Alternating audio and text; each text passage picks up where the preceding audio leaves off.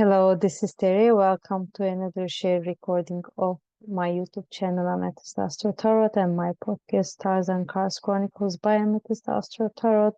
I'm a practiced astrologer and tarot reader. For professional services and requests, please head to my profile and you can reach me through the links that are embedded there.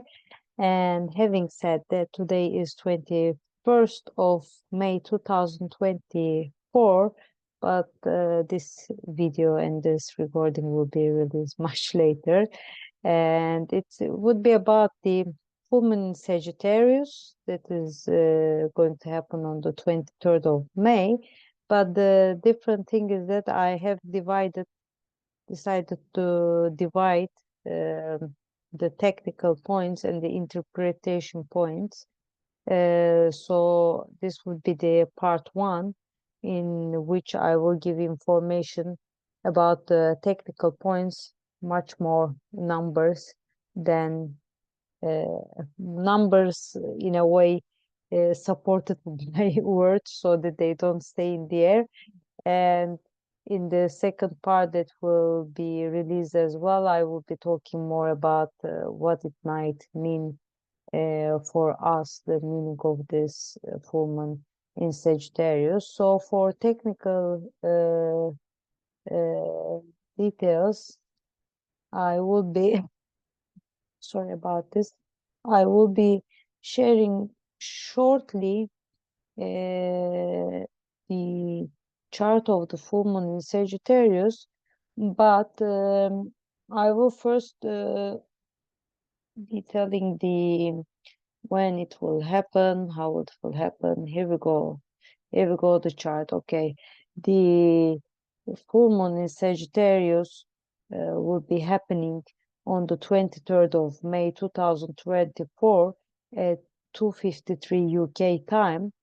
And the sun in Gemini, we can see here sun in Gemini, 2 degrees 55 minutes, and the moon in Sagittarius, again 2 degrees 55 minutes, because this is the exact opposition point, will be opposing each other in the sky. So more literal thing of this is like it's like a divine opposition in the sky. The day opposes the night, the dark in polarity with the light, and the moon shines in the silence of the night sky. Although I mean I think the view of the day moon, especially full moon, is always much bigger delight for me to see during the daytime. And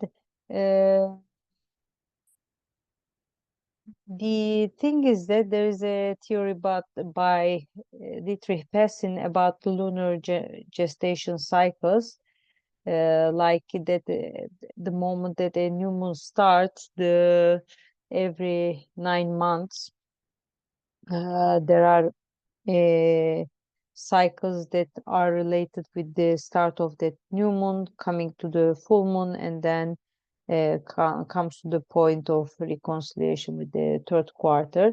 So according to lunar gestation cycle, the corresponding dates and degrees are as follows.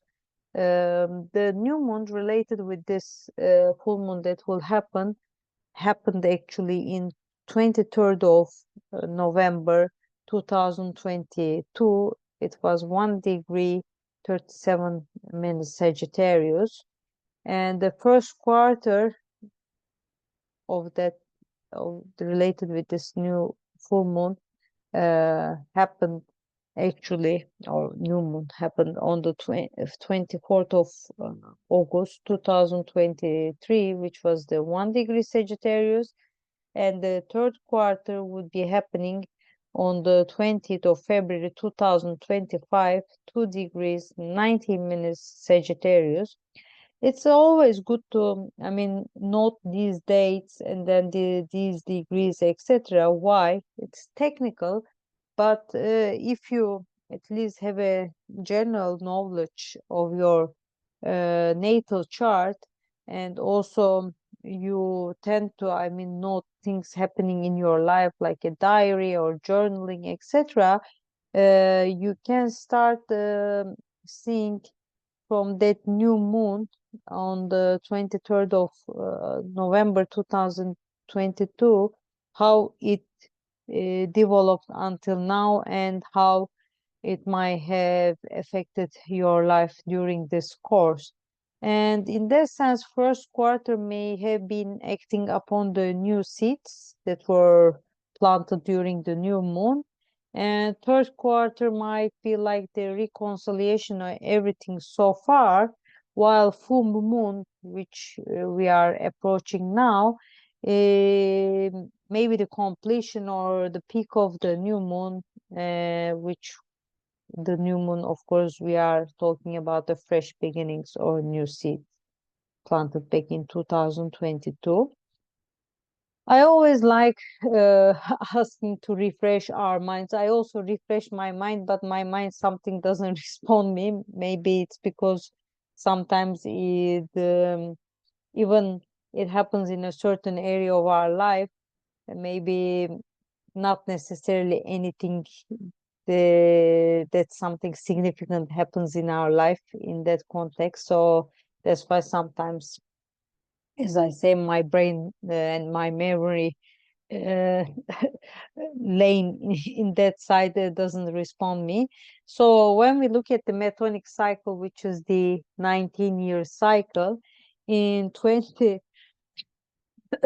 sorry, today I have a lot of this strange cough happening. I'm sorry about this. In 23rd of May 2005, mm, do you remember any significant event in terms of completions, endings, or reaching some peak points? Of course, we are talking about our Sagittarius Gemini axis, as the moon is in Sagittarius and the sun is in Gemini, and also around these 2 degrees areas. As I already mentioned it, as Sagittarius and Gemini are mutable signs, natal placements in these signs around 2 degrees 55 minutes might be affected mostly by this full moon, but Virgo and Pisces may be added to the equation as well. And in that sense, we have to know also in which houses are Sagittarius, Gemini in our natal charts, so we can understand the affected areas of life in this regard. And also, very interesting thing in this chart that there is a concept of analytic degrees, like the last degree of a sign that can be crucial in the sense that, I mean, like when you, it's like the last point that you can express there can be an expression in the sense that it's like you are living the last moments in a certain place. So no, it's like, for example, you are on holiday, you are in a place. I mean, of course, you do things and then etc. during that whole day time, but that last minute, that before, just like you leave. I mean, the last day, etc. You try to, I have to go here, I have to do that, I have to eat this, I have to, like, that kind of energy, as if you are with this maximum energy to do lots of things in that place. And I think with the planets there is this energy as well, like I have to fulfill like my journey, my mission in this sign, so I have to now uh, be with full power to do the last things and to the maximum effort that I can show. I feel like that when I think about the analytic degree, which is the, like, it's like we start from the 29 degrees until the end of the sign. And in that sense, when we look at this chart, let's have a look. It's the full moon in Sagittarius chart. It's Venus is in the 29 degrees.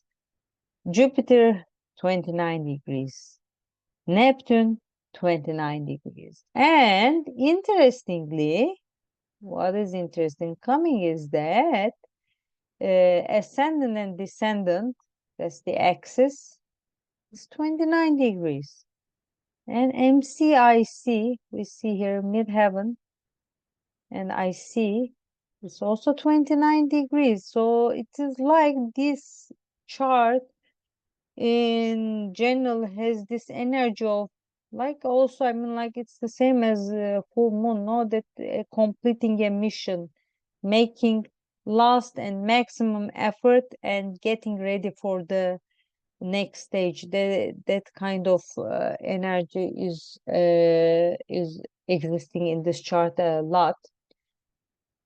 So I think I will stop sharing. As I said, I will be talking about the interpretation, like what full moon in general means, and full moon in Sagittarius this time might mean what, and also the sense, also the interactions of the actors of the full moon with the chart may give us more information about the qualities of this full moon coming up. Because sometimes we see that there is not much interaction with the rest of the sky, so it's like a more like a lonely duo. But sometimes I think in this case's chart there's a quite a lot interaction, especially with the planets with the energetic degrees I have mentioned as well. So it's important to have a look into the details of the chart and make the interpretation accordingly. I will be seeing you soon in part 2 of the full moon in Sagittarius. Please, if you like, and comment and share my channel with your friends and family so that they can also join the Amethyst Astro Tarot, be part of the Astro Tarot.